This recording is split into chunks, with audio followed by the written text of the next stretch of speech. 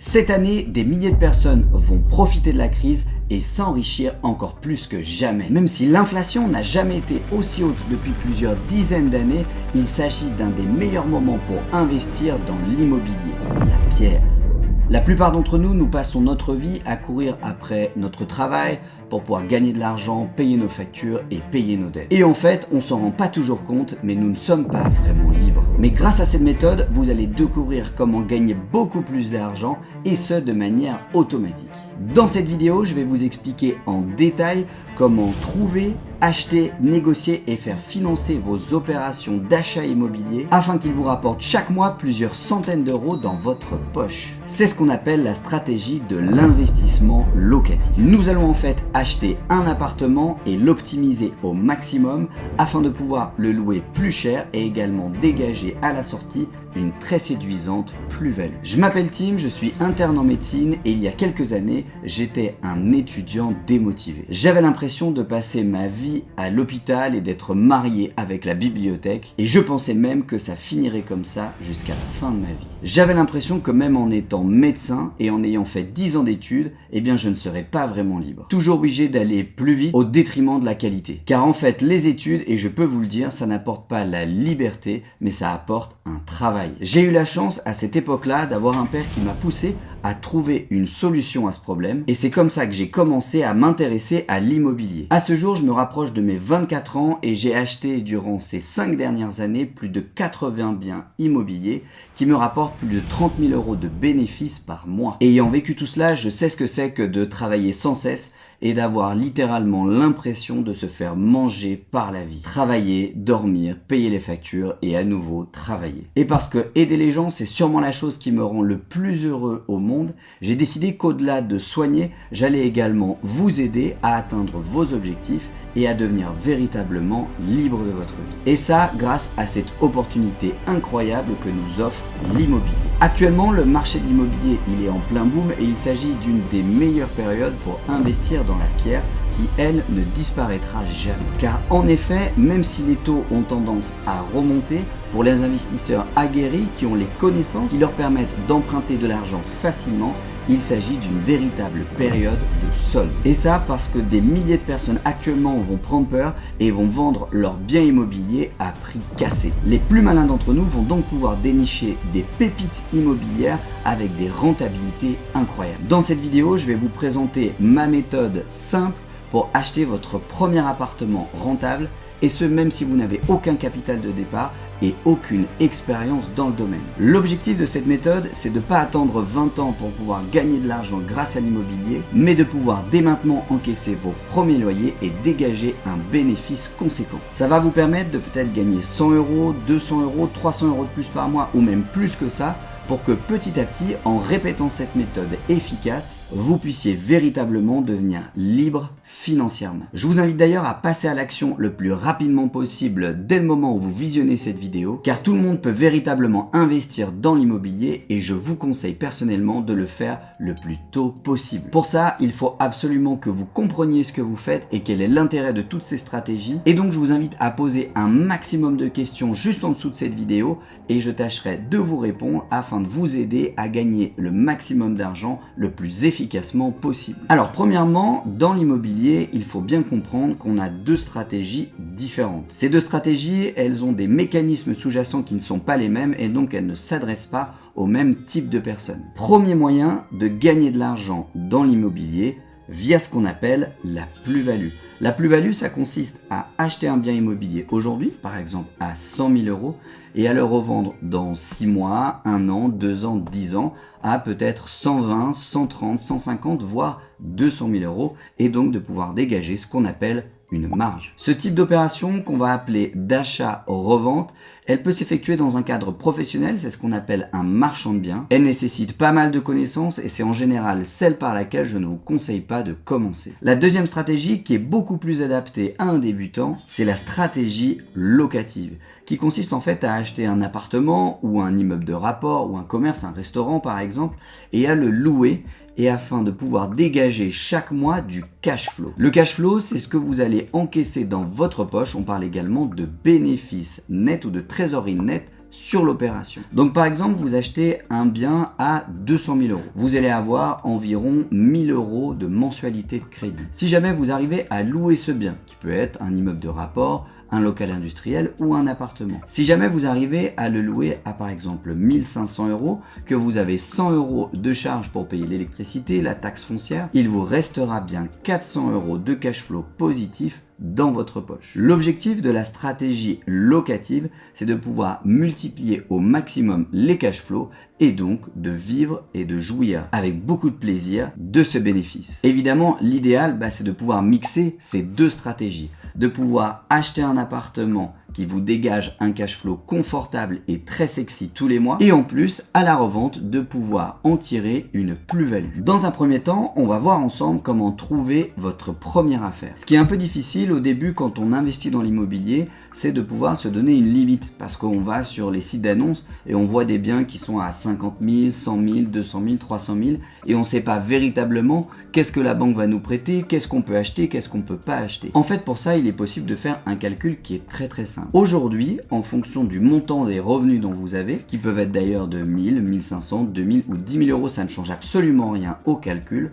vous avez la possibilité d'emprunter de l'argent à hauteur de 33% de vos revenus. Donc si on prend un exemple, si vous gagnez 1000 euros par mois, vous aurez la possibilité de vous endetter à hauteur de 33% de ces 1000 euros. Et donc cela représente une somme de 333 euros par mois. Et 333 euros par mois, ça représente une somme colossale sur 25 ans d'environ 100 000 euros. Donc si jamais vous gagnez 1000 euros par mois, vous savez qu'en allant dans une banque, vous pourrez emprunter environ 100 000 euros. Bien évidemment, cet endettement, il se cumule en fonction de toutes les dettes que vous avez déjà et ce qui va rentrer dans le calcul de votre taux d'endettement, ce sera bien évidemment vos crédits consommation, pour votre voiture, le lave-vaisselle, la machine à laver, mais également le crédit immobilier pour votre résidence principale si vous en avez un. Vous l'avez bien compris, je pense, il est donc super important de bonifier au maximum sa capacité d'endettement, soit en réduisant les crédits qui ne sont pas véritablement utiles pour vous, qui ne servent pas à ce grand objectif que vous avez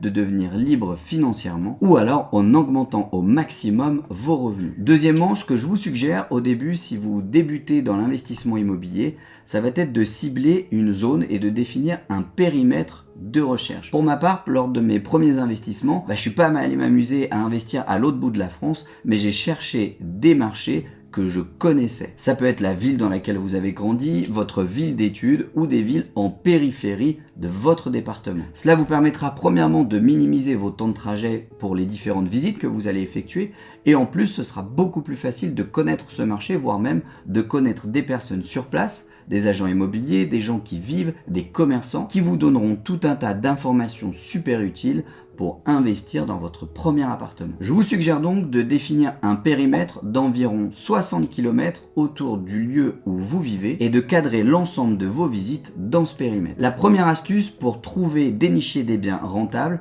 ce va être naturellement les sites d'annonces. Le Bon Coin, Se Loger, Paru Vendu, vous pouvez tester les trois et n'hésitez pas à rechercher plein d'autres choses qu'un appartement. Vous pouvez avoir des super bons coups à faire pour acheter un local commercial et le transformer en appartement. Ou alors un ensemble de plusieurs appartements, c'est ce qu'on appellera souvent un immeuble de rapport. Essayez de sélectionner des appartements qui sont en relation avec votre cible, c'est-à-dire l'objectif que vous vous êtes défini en termes de quantité d'argent à investir. Et donc du coup, de manière indirecte, si ça dépasse vos 33% d'endettement, vous aurez beaucoup plus de difficultés à obtenir votre crédit. D'où l'intérêt de pouvoir calibrer votre recherche en fonction de la taille d'opération que vous recherchez. Une fois que vous avez épluché toutes les annonces, vous pouvez également aller rechercher des biens off-market. Ce qu'on appelle des biens off-market, c'est des biens qui ne sont pas présents ni dans les agences immobilières, ni sur les sites d'annonces, mais qui sont véritablement sous forme d'un marché secondaire. Ça va être des particuliers qui vendent entre eux, ça va être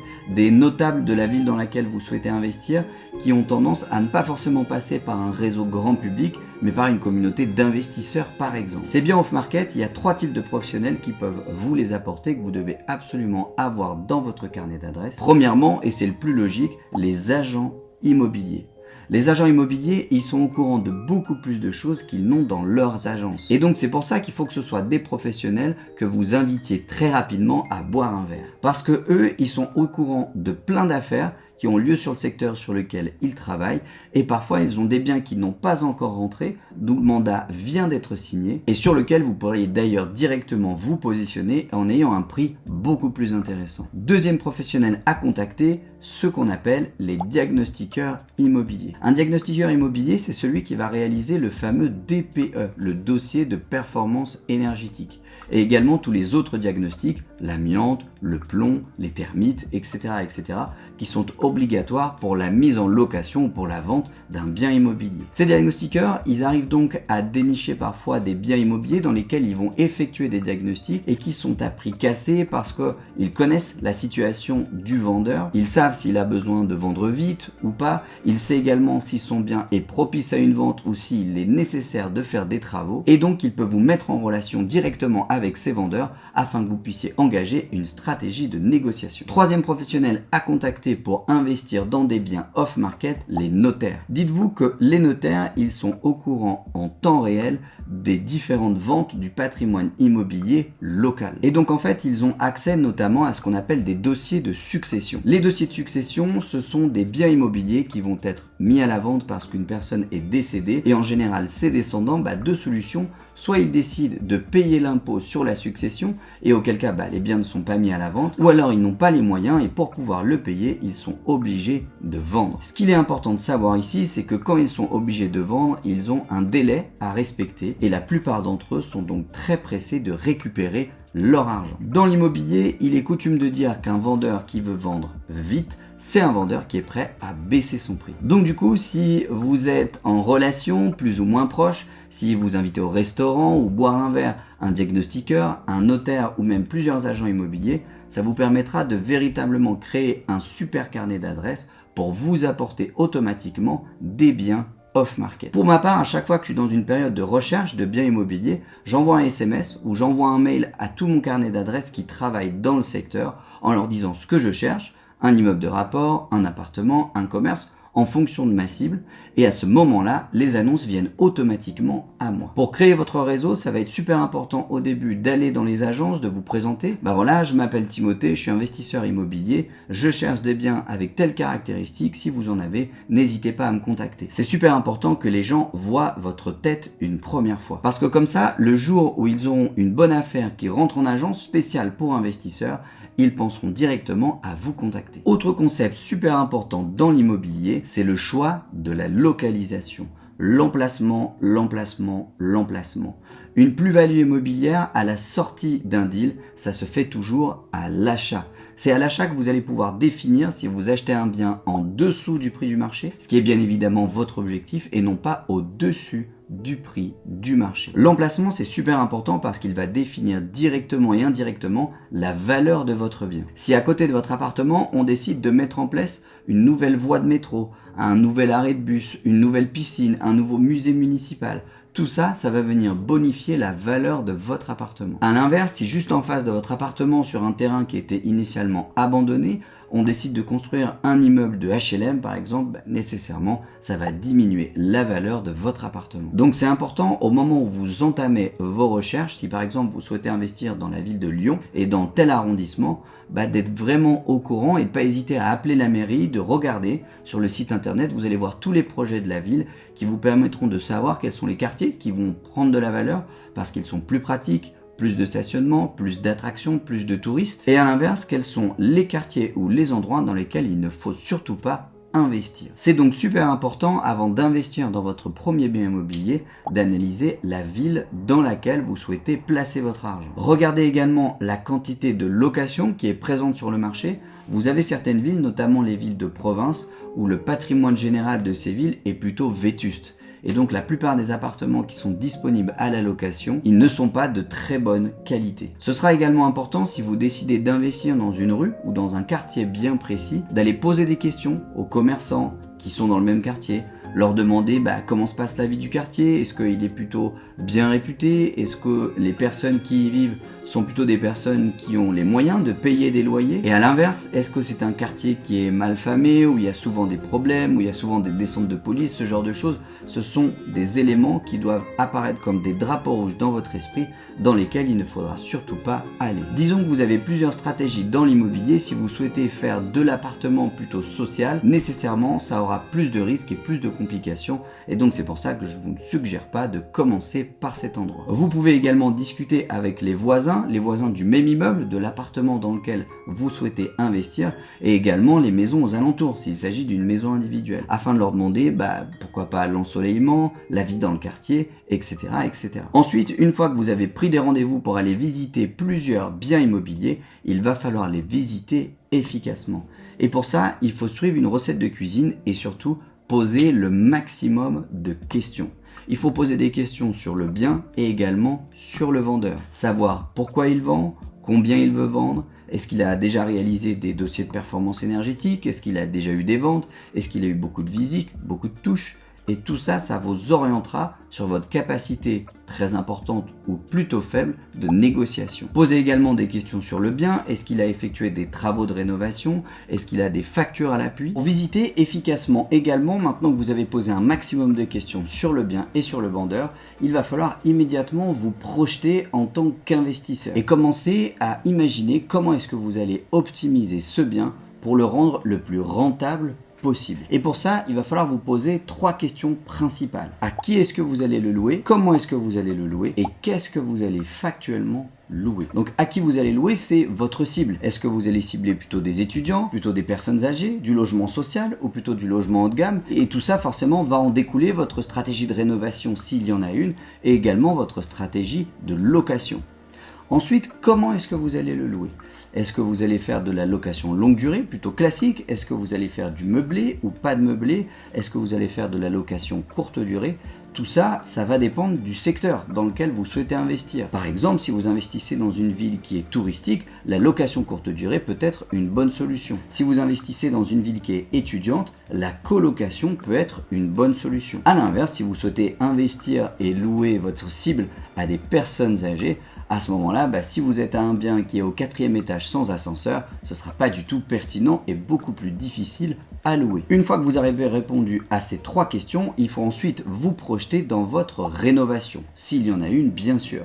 Premier palier, le home staging. Changer quelques peintures, changer la décoration, rénover on va dire les 2 effets de coup de cœur que sont la salle de bain et la cuisine uniquement.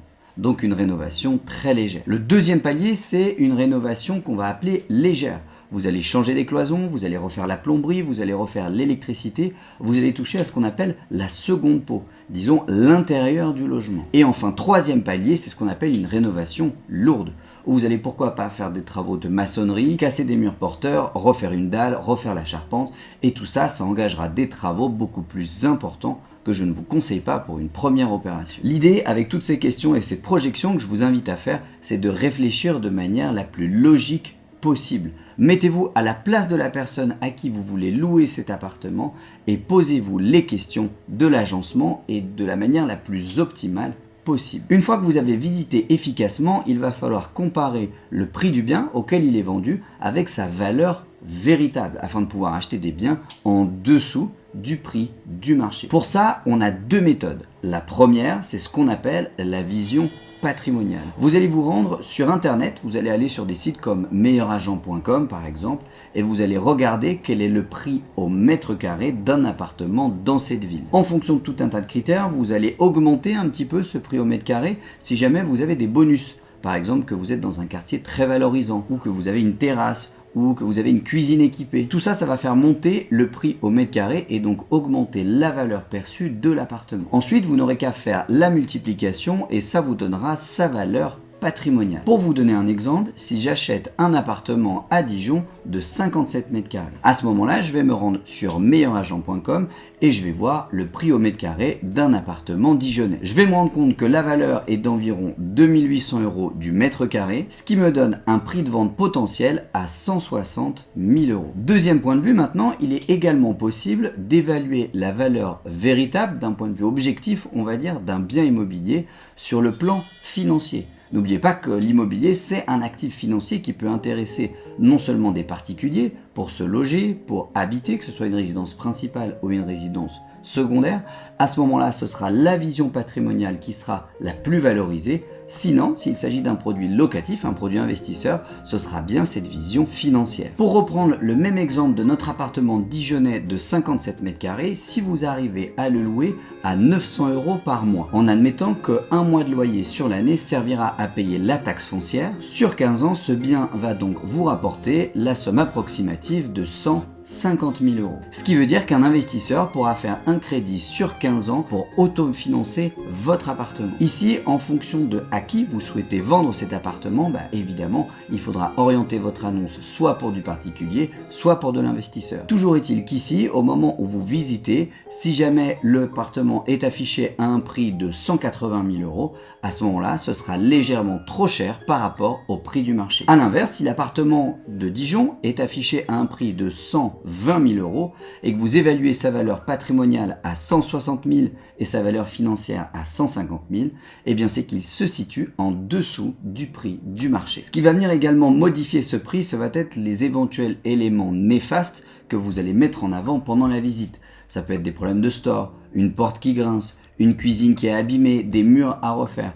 Tous ces éléments-là, un petit peu négatifs, vont venir diminuer la valeur perçue à vos yeux, mais également aux yeux du vendeur. Et plus la valeur perçue aux yeux du vendeur va baisser, plus il sera possible pour vous de négocier. Encore une fois, l'objectif d'un investisseur rentable, c'est d'acheter des biens en dessous du prix du marché. Maintenant que vous avez posé toutes ces questions, que vous avez accumulé toutes ces informations, il va falloir calculer factuellement est-ce que cette opération est rentable ou non. Pour ça, dans un premier temps, il va falloir définir un prix cible. C'est le prix auquel vous pensez pouvoir acheter cet appartement. Il va falloir y rajouter votre enveloppe travaux s'il y en a une, et pour ça je vous suggère de faire plein de devis différents et de prendre la moyenne de tous ces devis en vous mettant toujours dans la situation la plus défavorable. Si vous avez un doute sur le changement ou pas nécessaire des fenêtres, partez du principe qu'il faudra les changer. Comme ça, si l'opération est rentable dans ces conditions, elle le sera encore plus si les fenêtres ne sont pas à changer. Je vous conseille, si c'est votre première opération, de minimiser au maximum les travaux. C'est plus de problèmes et plus de risques, et donc des choses à faire dans un second temps. Ensuite, il va falloir calculer la rentabilité. La rentabilité est égale au loyer annuel que va vous rapporter la location de l'appartement divisé par le coût de revient multiplié par 100. Ça va vous donner un chiffre en pourcentage allant de probablement 3 à 15%. Dites-vous qu'un investissement immobilier rentable, vous devez viser des rentabilités aux alentours de 8 à 10% minimum. Si vous êtes à moins que 8% avec ces calculs à votre prix cible, à ce moment-là, passez directement à la visite suivante. Si vous êtes dans ces valeurs, vous allez maintenant pouvoir calculer le cash flow. Le cash flow, c'est la part de trésorerie positive que vous allez pouvoir faire rentrer dans votre poche chaque mois. Pour ça, il faut que vous calculiez l'enveloppe globale que va vous coûter l'opération pour en définir une mensualité de crédit auquel vous allez ajouter les différentes charges et vous allez faire la soustraction avec les loyers.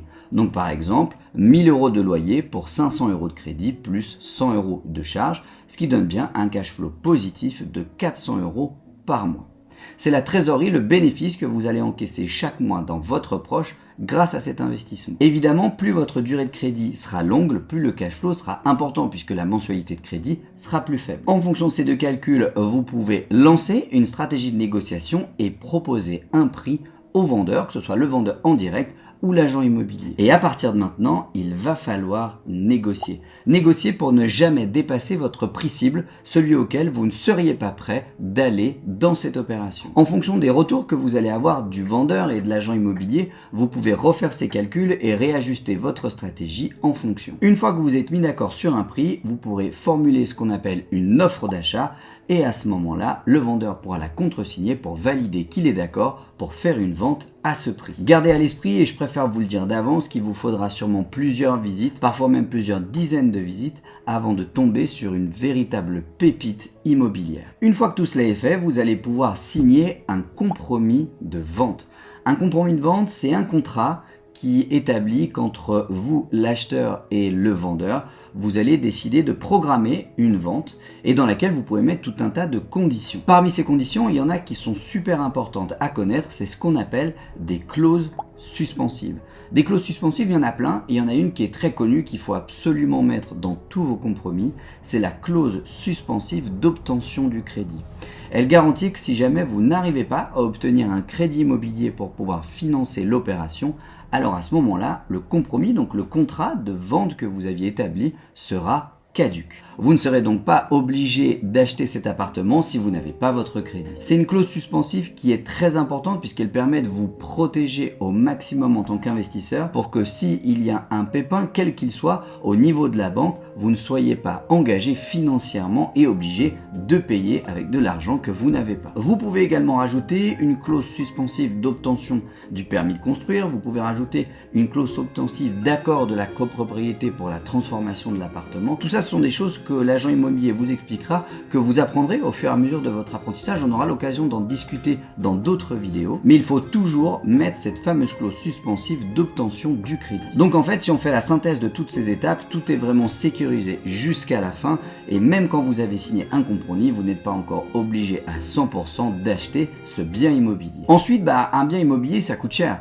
Ça peut coûter 50 000, 100 000, 200 000, voire même plus que ça. Et si jamais il fallait attendre d'avoir mis de côté 100 000 euros pour acheter un appartement, la plupart des gens ne le feraient jamais. Et c'est pour ça que quand on fait de l'immobilier, il faut absolument, et je vous invite à le faire le plus souvent possible, à passer par un crédit immobilier.